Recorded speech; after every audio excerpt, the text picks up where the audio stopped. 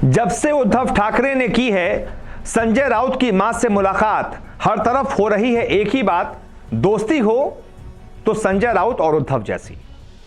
एक तरफ संजय राउत जो बहुत मुश्किलों में इस समय घिरे हुए हैं, ईडी की टीमें लगातार पहले उनके 3 ठिकानों पर गई, उसके बाद फिर उनको हिरासत में लिया और उसके बाद फिर उनको गिरफ्तार कर लिया। चौतरफा घिरे हुए हैं पात्रा चौल घोटाले मामले में, एक मनी लॉन्ड्रिंग के केस में, लेकिन उनको पूरा सपोर्ट मिल रहा है उद्धव ठाकरे से।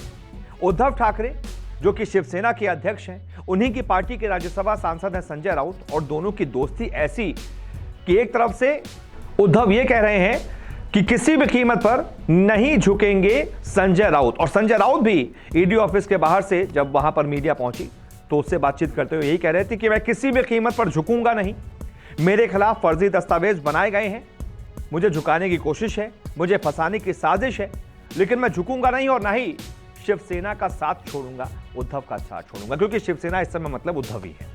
ये सिर्फ महाराष्ट्र को कमजोर करने के लिए, शिवसेना को कमजोर करने के लिए, लेकिन शिवसेना कमजोर नहीं होगी, महाराष्ट्र कमजोर नहीं होगा। दूसरी बात, संजय राउत झुकेगा नहीं, ना पार्टी छोड़ेगा, ना शिवसेना छोड़ेगा।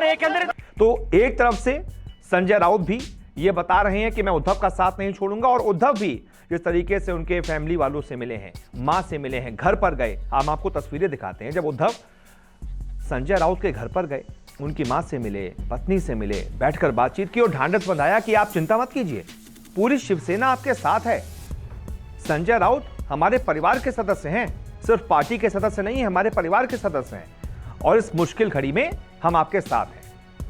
परिवार का चेहरा देखने लायक था, क्योंकि परिवार के सामने नाउम्मीदी का एक अंधेरा छा गया था, जिस अंधेरे में एक उजाले के रूप में आए हैं उद्धव ठाकरे, और उनको ढांढस बंधाया। इसके अलावा उद्धव ठाकरे ने यह भी कहा पत्रकारों से बातचीत करते हुए कि किसी भी कीमत पर झुकेंगे नहीं संजय राउत, आप जितनी भी कोशिश कर लीजिए संजय राउत नहीं झुकेंगे। वही बाला साहेब के असली शिव सैनिक हैं, बाला साहेब यानी कि बाल ठाकरे, वो बाल ठाकरे जिन्होंने ही संजय राउत को शिवसेना में एंट्री करवाई थी, सियासत भी उन्होंने ही शुरू करवाई थी, और सामना का कार्यकारी संपादक बनाया था। वो सामना जो कि शिवसेना का मुखपत्र है, जिसके अभी तक भी कार्यकारी संपादक है। लगभग 30 साल हो गए हैं संजय राउत को उस सामना के कार्यकारी संपादक बने हुए।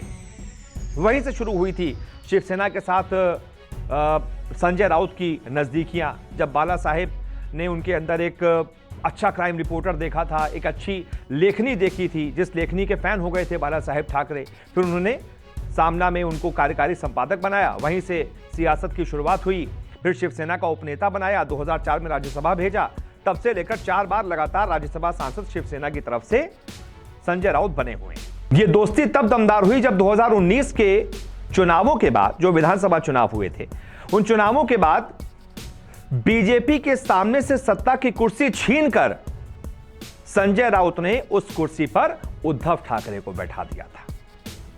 उस पूरी सियासी घटनाक्रम के जो सूत्रधार थे वो संजय राउत ही थे। भारतीय जनता पार्टी के साथ मिलकर चुनाव लड़ा था शिवसेना ने, लेकिन उसके बाद क्या हुआ?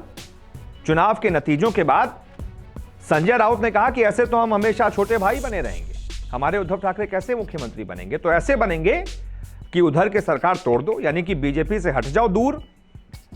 उद्धव ठाकरे से संजय राउत ने कहा कि मैं सारी प्लानिंग करूंगा, मैं सबसे बात करूंगा। संजय राउत ही थे जिनके बहुत अच्छे संबंध हैं महाराष्ट्र की दूसरी पार्टियों से, महाराष्ट्र के बड़े नेताओं से, चाहे एनसीपी चीफ शरद पवार हो या फिर कांग्रेस के नेता हो, उन्होंने ही सबसे बात की।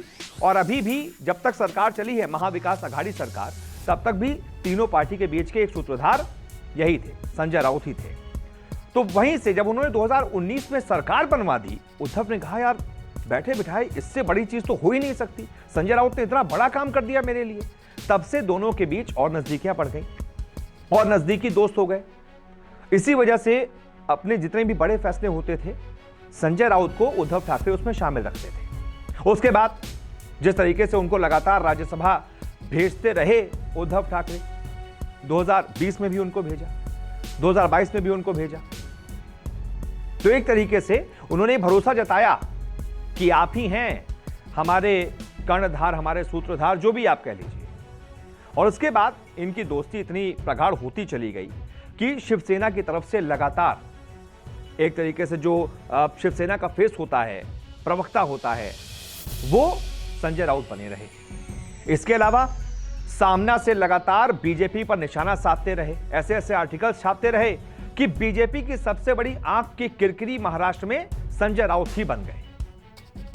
उसका नतीजा लोग कह रहे हैं कि अब दिख रहा है। हम इसकी पुष्टि नहीं करते हैं या फिर हम ऐसा नहीं कह रहे हैं, लेकिन आपने सोशल मीडिया उठाकर देखा होगा कि लोग कह रहे हैं कि संजय राउत जो है वो बीजेपी के आगे झुके नहीं, लगातार वो निशाना साधते ही रहते थे, इसी वजह से उनके साथ ऐसा हो रहा है।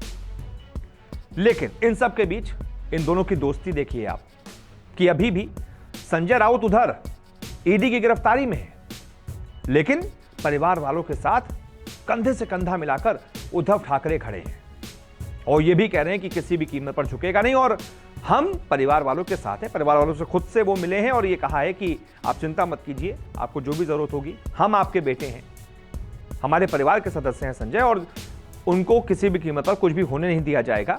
अभी ये कुछ दिनों की बात है, सब कुछ सही हो जाएगा। तो ये थी एक ऐसी कहानी दोस्ती की जिसकी आज सभी सियासी दुनिया में मिसाल दे रहे हैं कि भाई दोस्ती हो तो ऐसी।